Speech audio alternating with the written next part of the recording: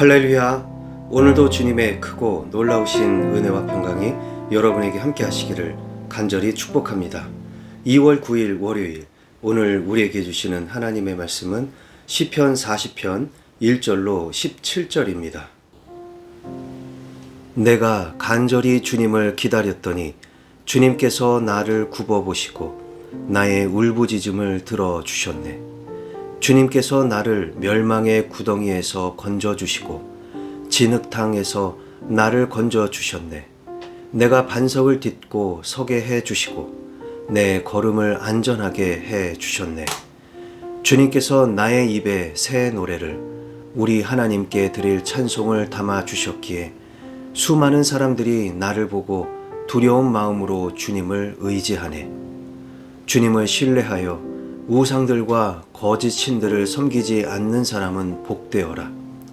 주 나의 하나님, 주님께서는 놀라운 일을 많이 하시며 우리 위한 계획을 많이도 세우셨으니 아무도 주님 앞에 이것들을 열거할 수 없습니다.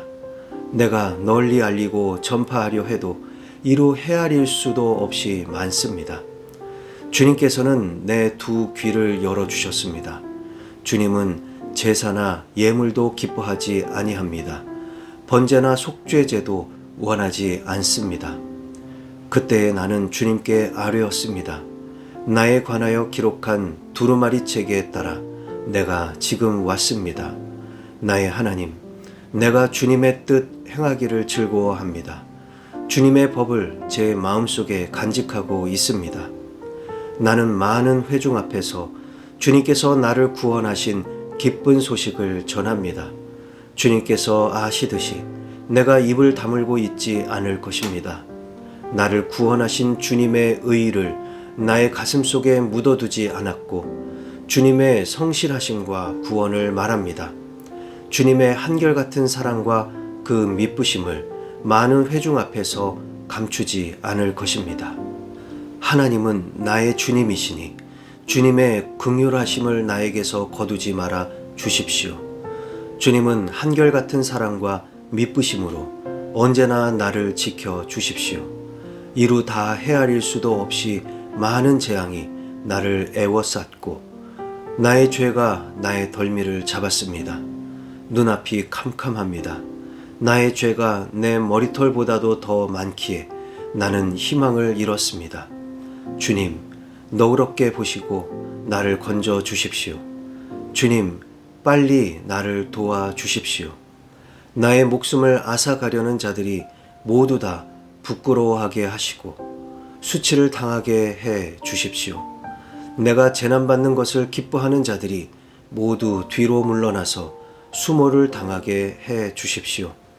깔깔대며 나를 조소하는 자들이 오히려 자기들이 받는 수치 때문에 놀라게 해 주십시오. 그러나 주님을 찾는 모든 사람은 주님 때문에 기뻐하고 즐거워할 것입니다. 주님께서 구원하여 주시기를 바라는 사람은 쉬지 않고 이르기를 주님은 위대하시다 할 것입니다. 나는 불쌍하고 가난하지만 주님, 나를 생각하여 주십시오. 주님은 나를 돕는 분이시요 나를 건져주는 분이시니 나의 하나님, 지체하지 말아 주십시오. 아멘. 오늘 시편은 도움을 구하는 기도라는 제목이 붙여졌습니다. 1절로 10절 말씀은 감사시이고 11절부터 17절 말씀은 탄원시입니다. 이 뒤에 있는 부분은 시편 70편과 중복되고 있습니다. 내가 간절히 주님을 기다렸더니 주님께서 나의 울부짖음을 들어주시고 멸망의 구덩이에서 건져주셨습니다. 주님께서 새 노래를 주셔서 찬송하게 하시니 많은 사람들이 나를 보고 주님을 더 의지하게 됩니다. 주님을 의지하고 우상을 멀리하는 사람은 복이 있습니다. 주님은 우리의 제사보다 우리가 주님의 뜻을 따라 행하기를 원하십니다. 7절에서 언급하는 나에 관하여 기록한 두루마리 책에 따라 내가 지금 왔습니다 라는 뜻도 말씀을 따라 순종하였음을 고백하는 것이고 또는 메시아에 대한 예언의 말씀이기도 합니다. 많은 회중 앞에서 주님이 나를 구원하신 기쁜 소식을 전합니다. 이것을 입 다물고 감추지 않을 것입니다. 하나님은 나의 주님, 나를 지켜 주십시오. 많은 재앙이 나를 애워싸기에 희망을 잃었지만 주님께서 나를 도우사 대적자들을 부끄럽게 하시고 그들이 수모를 당하게 하시고 자기들의 수치 때문에 놀라게 해 주십시오. 그러나 주님을 찾는 사람은 주님 때문에 기뻐하고 주님은 위대하시다라고 고백할 것입니다. 주님께서 불쌍하고 가난한 나를 생각해 주십시오. 나를 도우시고 건져주시는 분께서 지체하지 말고 나를 도와주시기를 간절히 소망하고 있습니다. 자, 그럼 오늘 주신 이 말씀을 붙들고 우리는 어떻게 살아야 할까요? 첫 번째로 주님을 간절히 기다리고 있습니까? 제가 고등학교 때 학교에서 수학여행을 갔는데 잠시 속초의 어느 놀이동산에서 자유시간이 있었습니다. 그 당시만 해도 고등학생 이발 규정 때문에 약 한 500여 명의 까까머리 남학생들이 그것도 주황색 체육복을 위아래로 입고 놀이동산에 들어갔습니다. 그런데 그만 놀이기구가 고장나는 바람에 큰 사고가 나고 말았습니다. 하필이면 제가 있던 기구 바로 앞에 앉았던 사람이 크게 다쳐서 순식간에 비명소리와 함께 아수라장이 되었습니다. 그 순간 주변에 있던 모든 사람들이 순식간에 얼음장이 되어버렸습니다. 그렇지만 지금 당장 뭘 해야 하는지는 알았지요. 119에 신고해서 구급차를 기다리는 것입니다. 그런데 지금은 말도 안 되는 일이지만 그 당시 놀이동산 관계자가 말하기를 구급차가 내부로 진입할 수 없으니 일단 환자를 데리고 입구까지 이동해야 한다는 것입니다.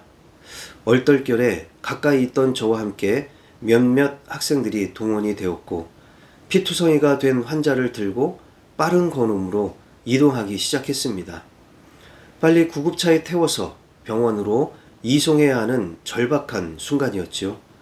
제 평생에 그토록 절박하고 구급차를 그토록 기다렸던 적은 없었습니다.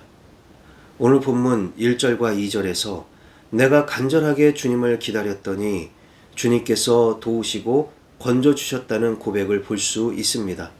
그런데 정말 간절하게 기다리면 가만히 있을 수 없습니다.